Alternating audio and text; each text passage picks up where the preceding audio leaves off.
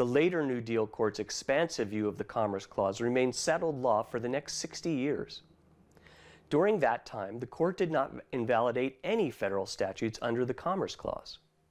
In 1995, however, two powerful and related streams merged: a resurgent conservative new federalism that sought to dial back perceived federal regulatory overreach, and the growing debate over gun control. The Gun-Free School Zones Act of 1990 was part of the Crime Control Act of 1990, a sweeping get tough on crime package under the George H.W. Bush administration. The broader legislative package also included provisions relating to financial fraud and child pornography. President Bush wanted to include a stronger death penalty provision and a limitation on habeas corpus proceedings in death penalty cases, but these provisions did not get through Congress. The original Gun-Free School Zones Act made it a federal offense for any individual knowingly to possess a firearm at a place that the individual knows or has reasonable cause to believe is a school zone.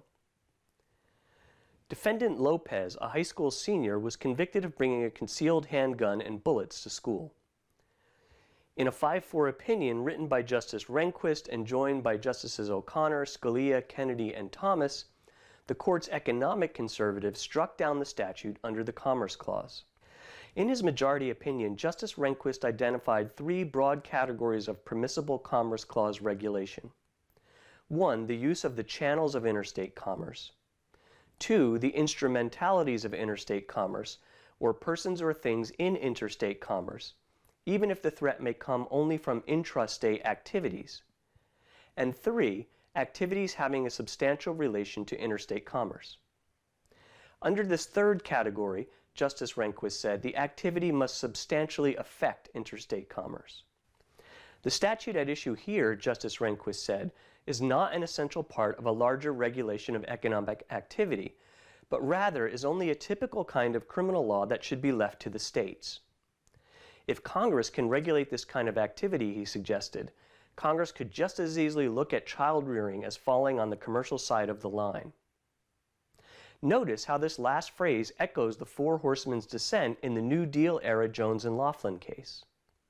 This is an example of how a strain of thought in a dissenting opinion can later find its way into a majority opinion, particularly if the ideas are part of a broader ideological debate. Although Justices Kennedy and O'Connor joined the majority, they joined in a separate concurrence that seemed to dial back Justice Rehnquist's reasoning a bit. You can see here another theme that regularly surfaces in arguments about hotly contested principles: the importance of stability to the court's legitimacy as an institution, and the role of precedent and stare decisis.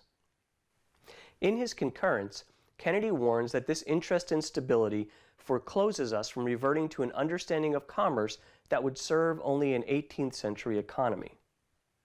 Nevertheless, Kennedy and O'Connor agreed that the Gun-Free School Zones Act crossed the line between appropriate areas for federal and state regulation. Notice also Justice Thomas's concurrence, written from his own originalist perspective. Thomas argued that at the time the original Constitution was ratified, commerce consisted of selling, buying, and bartering, as well as transporting for these purposes, and that the term commerce was used in contradistinction to productive activities such as manufacturing and agriculture. Our casebook omits Thomas's sources for these claims. The sources include 3 dictionaries from 1773, 1789, and 1796, with the definitions of commerce shown here on the screen. What do you think about the use of dictionaries like these to find the supposed original meaning of the Constitution? Thomas also provides some references from the Federalist Papers, which do not directly address the Commerce Clause, but which seem to distinguish commerce from other kinds of related activities, as in his citation to Hamilton's statement in the Federalist No. 21, that the wealth of nations depends upon an infinite variety of causes: situation, climate, soil, the nature of productions, the nature of the government, the genius of the citizens, the degree of information they possess, the state of commerce, of arts, of industry, these circumstances and many more, too complex, minute, or adventitious to admit of a particular specification, occasion differences hardly conceivable in the relative opulence and riches of different countries. and Thomas also referred to similar kinds of references in debates in state constitutional ratification conventions. Do you find this kind of evidence persuasive? Justice Thomas's concurrence, in fact, spawned an extensive scholarly debate over his reading of the historical meaning. Some legal scholars think he got it all wrong, while others think he got it right but could have broadened his sources. If you're interested, I'll include citations to some of the key articles on this debate in the course materials, though I don't expect you to read them. The liberal bloc of Justices Breyer, Stevens, Souter, and Ginsburg dissented. Justice Breyer would have adopted a significantly affect interstate commerce test instead of the word substantial used in Justice Rehnquist's majority opinion. Breyer said that a significantly affects test would equate to a rational basis test. He also argued that education, although far more than a matter of economics, has long been inextricably intertwined with the nation's economy. Do you think the mix of issues in Lopez, federalism, crime, education, and guns, contributed to a result that departed from the prior 60 years of post-New Deal era Commerce Clause precedent? Does it surprise you that the issue arose as a result of a crime bill signed by a conservative Republican president?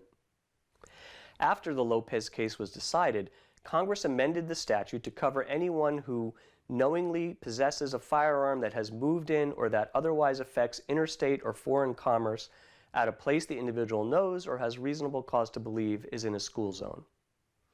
With this minor revision, convictions under the statute have been upheld in various circuit courts of appeal, although none of those cases has reached the Supreme Court. Do these subsequent developments say anything about the relative importance of the holding in Lopez? The New Federalists asserted themselves again in U.S. v. Morrison. The statute at issue was the Violence Against Women Act, which provided that a person, including a person who acts under color of any statute, ordinance, regulation, custom, or usage of any state, who commits a crime of violence motivated by gender, shall be liable to the party injured for compensatory and punitive damages and for injunctive relief in a civil action. Notice that this is a kind of private attorney general action, although it differs from other sorts of regulatory private attorney general provisions in some important respects. First, usually private attorney general provisions relate to economic harms, such as consumer fraud, and not to acts of violence. We might accept the fact that the government cannot prosecute every potential economic crime, but we probably expect that every reported instance of personal violence should be properly investigated and prosecuted by the government. Most of us probably would not want any category of violent crimes left for private enforcement.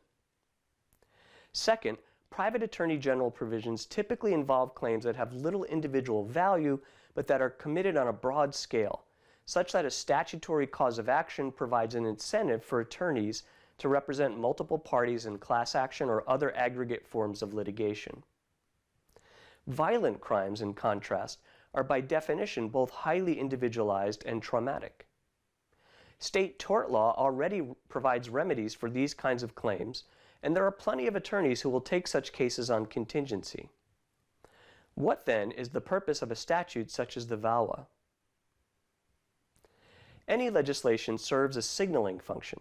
So one important purpose of this statute could simply be to take note of the serious problem of gender-based violence in federal law.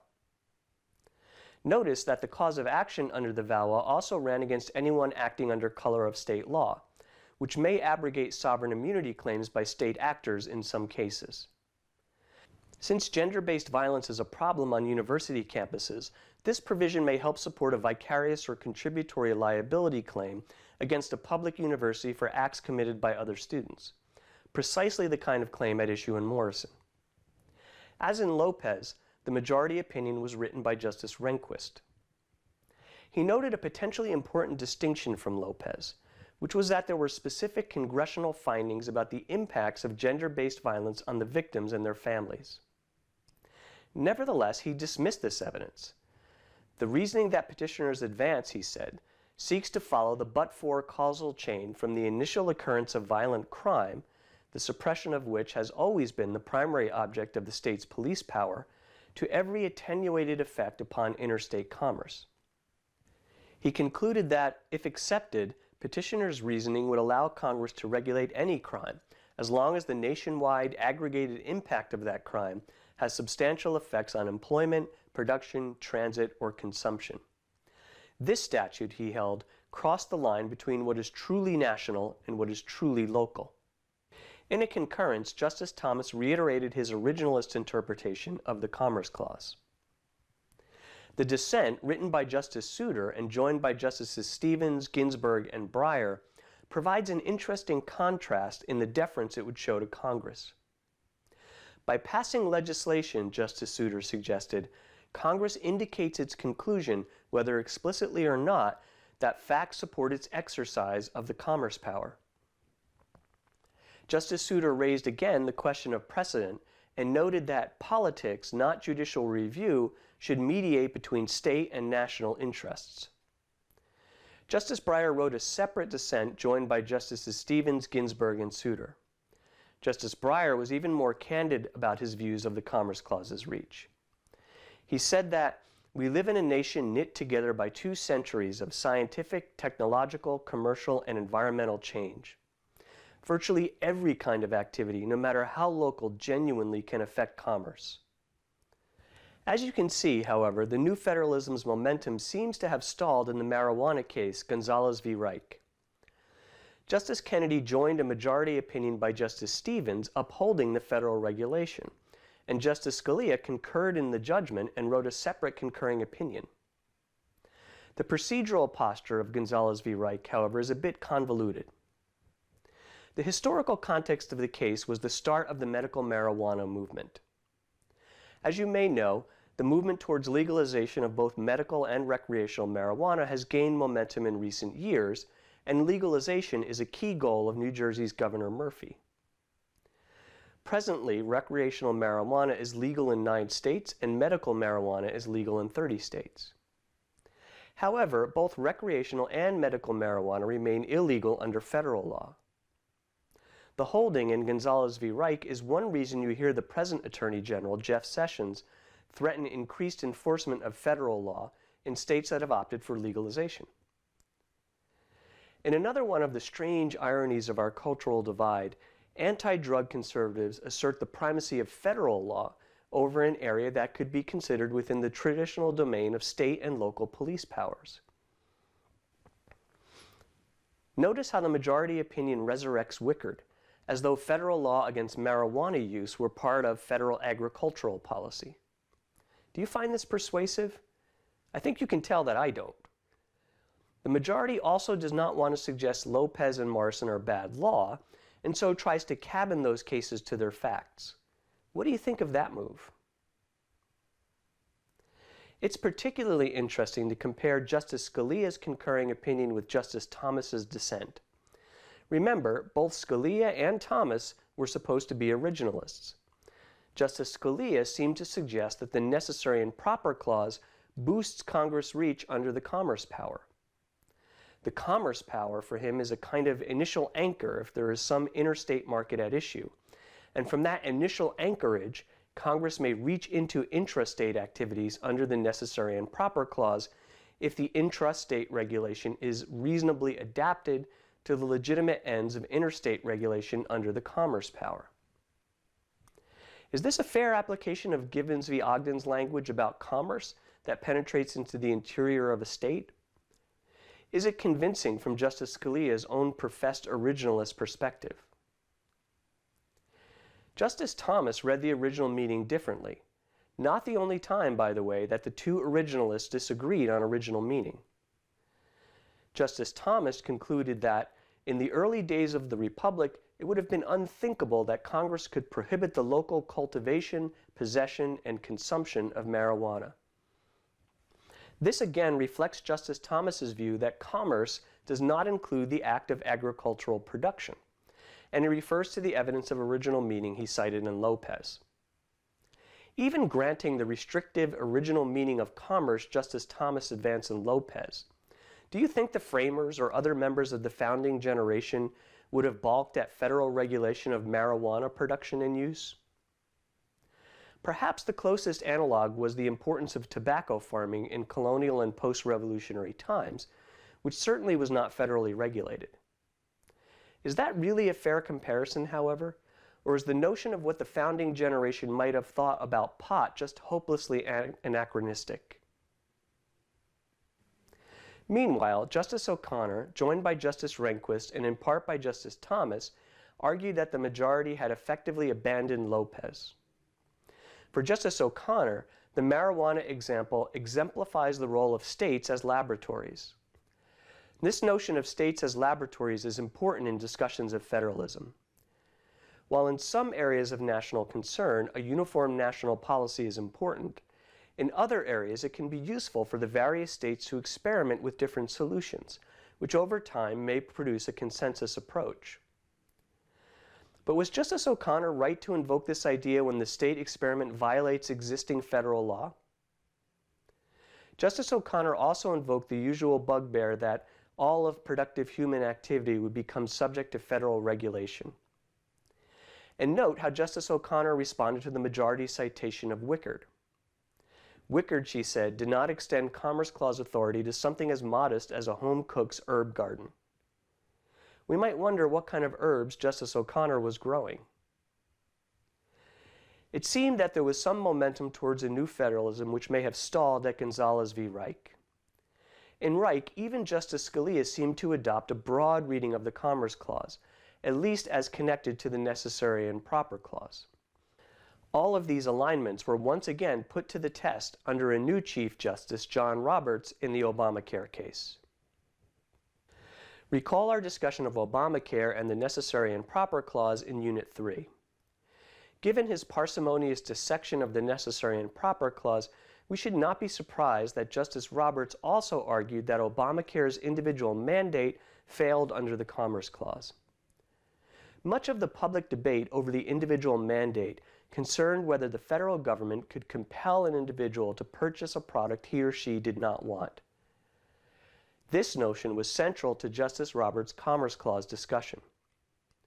Justice Roberts argued that Congress has never attempted to rely on the commerce power to compel individuals not engaged in commerce to purchase an unwanted product. He suggested that, under the government's theory, Congress could address the diet problem by ordering everyone to buy vegetables, and concluded that the Commerce Clause is not a general license to regulate an individual from cradle to grave.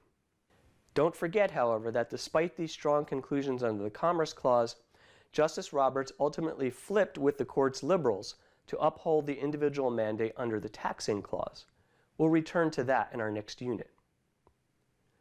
Given Justice Scalia's concurrence in Raich, his strong dissent in the Obamacare, joined by Justices Kennedy, Thomas, and Alito, might seem incongruous. For Justice Scalia, the individual mandate went beyond even the kind of regulation upheld in Wickard. It was as if the government had told Wickard the failure to grow wheat would be penalized. Now, instead of the necessary and proper tie he noticed in Raich, Justice Scalia invoked the refrain of the Four Horsemen. This kind of mandate, he said, is to make mere breathing in and out the basis for federal prescription and to extend federal power to virtually all human activity. Upholding the individual mandate under the Commerce Clause, he suggested, would mean the idea of limited government is at an end. The liberal bloc, led by Justice Ginsburg and including Justices Breyer, Sotomayor, and Kagan, not surprisingly, filed partial dissents, arguing that the individual mandate was a proper exercise of Congress's commerce power. Notice Justice Ginsburg's discussion of what she calls a free rider problem, that those with health insurance subsidize the medical care of those without it. Another way of saying this is the way we've been discussing it in terms of externalities.